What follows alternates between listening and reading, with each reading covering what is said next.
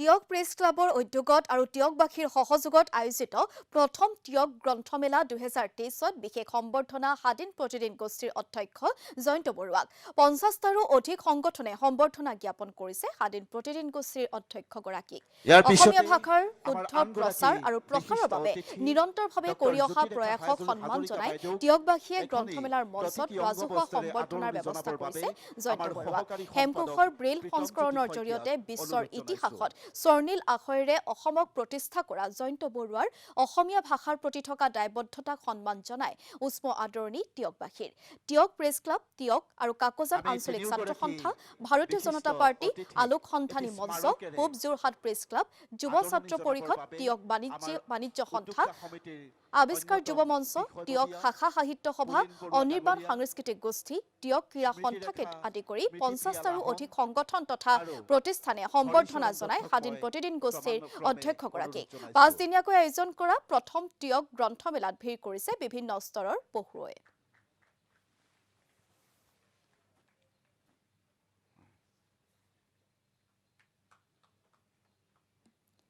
আৰু এই মুহূৰ্তত আপোনালোকক পোনে পোনে সেই অনুষ্ঠানৰ মাজলৈ লৈ গৈছো। পৰৱৰ্তী কাৰ্যসূচী চলাই যাম, কিন্তু এই মুহূৰ্তত আমি যিহেতু ডক্টৰ ৰকন শইকীয়া ছাৰ আমাৰ মাজত উপস্থিত আছে, মই এটি চমুকৈ আদৰণি ভাষণেৰে শ্ৰদ্ধাৰ জয়ন্ত বৰুৱা ছাৰক আদৰণি জনাবৰ বাবে অনুৰোধ জনাইছো। টিয়বাসী হৈ আপোনাক আন্তৰিক ওলগ জনাইছো। অতিথি দেৱো ভৱ, আপুনি আজিৰ এই গ্ৰন্থমেলা বাকৰিত দেৱতা স্বৰূপ অতিথি। হেমকোষৰ সুউচ্চ দেউলৰে অসমীয়া ভাষা জিলিকাই ৰখা এটি অতি সম্ভ্ৰান্ত পৰিয়ালত আপোনাৰ জন্ম। অসমৰ এটি অভিজাত প্ৰকাশন স্বাধীন প্ৰতিদিন প্ৰকাশন গোষ্ঠীৰ আপুনি স্বত্বাধিকাৰ। বৈদ্যুতিন মাধ্যম প্ৰতিদিন টাইমৰো উচ্চ কৰ্তৃত্বশীল ব্যক্তি আপুনি। শেহতীয়াকৈ লাৰ্জেষ্ট বাইলিংগুৱেল ব্ৰেইলি ডিষ্টাৰী প্ৰকাশ কৰি আপুনি গিনিছ ৱৰ্ল্ড ৰেকৰ্ডত নাম অন্তৰ্ভুক্ত কৰিবলৈ সক্ষম হৈছে। ইয়াৰ বাবে অসমবাসীৰ লগতে আমি টিয়কবাসীয়েও বিপুল গৌৰৱবোধ কৰিছোঁ আৰু আপোনাক কৃতজ্ঞ চিত্তে অভিনন্দন আৰু সম্বৰ্ধনা জ্ঞাপন কৰিছোঁ। সৰ্বে ভৱন্তু সুখিনঃ, সৰ্বে সন্তু নিৰাময়া, সৰ্বে ভদ্ৰাণি পশ্যন্তু, মা কচ্ছিত দুঃখ ভাগ ভৱেৎ।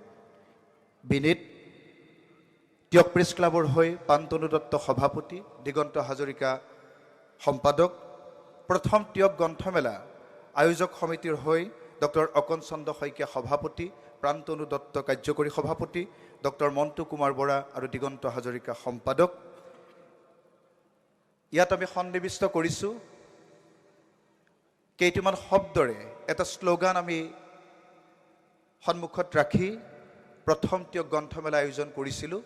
সেই শ্লোগান আমি উল্লেখ কৰিছোঁ, গ্ৰন্থ কিনক, গ্ৰন্থ পঢ়ক, গ্ৰন্থ উপহাৰ দিয়ক। আমি এইখিনি কথাৰে অসমীয়া জাতীয় জীৱনৰ বাবে বিপুল বৰঙণিয়ে আমাক কৃতজ্ঞতাৰ পাশত আবদ্ধ কৰা আমাৰ অতি আদৰৰ সন্মানৰ অসম গৌৰৱ মাননীয় শ্ৰীযুত জয়ন্ত বৰুৱাদেৱক আন্তৰিক সম্বৰ্ধনা নিবেদন কৰিবলৈ আগবাঢ়িছোঁ। সকলোকে উষ্ম সম্ভাষণেৰে হাত চাপৰিৰে এই কাৰ্যসূচীৰ অংশীদাৰ হ'বৰ বাবে বিনম্ৰভাৱে অনুৰোধ জনাইছোঁ। আমি সকলোকে তেখেতৰ হাতত এই সম্বৰ্ধনাৰ সম্পদ আগবঢ়াই দিবৰ বাবে আমি অনুৰোধ জনাইছোঁ। সকলোকে আগবাঢ়ি আহিবলৈ অনুৰোধ জনাইছোঁ। আমাৰ শ্ৰদ্ধাৰ উপদেষ্টা নিৰ্মলেন্দু পাঠক, মেদিনী কমল বৰা, দিলীপ ভূঞা ডাঙৰীয়া, আমাৰ আয়োজক সমিতিৰ সকলো বিষয়ববীয়া, মই আগবাঢ়ি গৈ শ্ৰদ্ধাৰ জয়ন্ত বৰুৱা ডাঙৰীয়াক আদৰণি জনাবৰ বাবে অনুৰোধ জনাইছোঁ, সম্বৰ্ধনা পত্ৰ প্ৰদান কৰিবৰ বাবে অনুৰোধ জনাইছোঁ। ইয়াৰ পিছতেই মই তেখেতক প্ৰথম টিয়ক গ্ৰন্থমেলাৰ স্মাৰক বস্ত্ৰৰে আদৰণি জনাবৰ বাবে মই অনুৰোধ জনাইছোঁ স্মৃতিপ্ৰিয়া লাহন। মই তেখেতক আগবাঢ়ি গৈ আদৰণি জনাবৰ বাবে অনুৰোধ জনাইছোঁ। ইয়াৰ পিছতেই বিজু তনোৱাল ডাঙৰীয়াক আমাৰ এটি স্মাৰকেৰে আদৰণি জনাবৰ বাবে অনুৰোধ জনাম আৰু আমি বিশেষভাৱে তেওঁলৈ প্ৰস্তুত কৰা এটি স্মাৰক আমাৰ সকলো সদস্যকে একেলগে গৈ তেওঁক প্ৰদান কৰিবৰ বাবে অনুৰোধ জনাইছোঁ।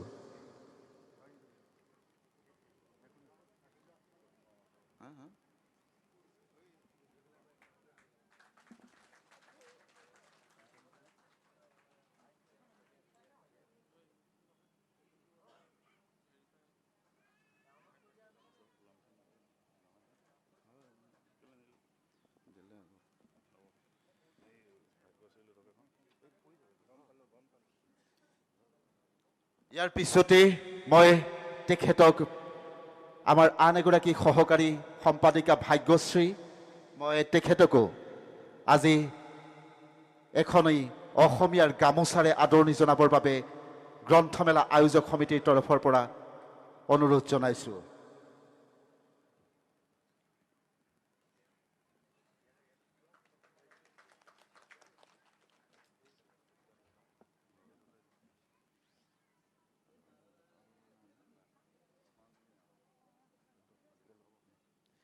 ইয়াৰ পিছতে যিহেতু মই পূৰ্বতে উল্লেখ কৰিছোঁ যে বহু দল সংগঠন ব্যক্তি আমাৰ মাজত উপস্থিত হৈছে, শ্ৰদ্ধাৰ জয়ন্ত বৰুৱা ডাঙৰীয়া আমাৰ মাজত উপস্থিত হোৱাৰ খবৰ পাই মই তেখেতসকলক ক্ৰমাগতভাৱে মঞ্চলৈ আমন্ত্ৰণ জনাম আৰু শ্ৰদ্ধাৰ জয়ন্ত বৰুৱা ডাঙৰীয়াক আদৰণি সম্বৰ্ধনা জনাব।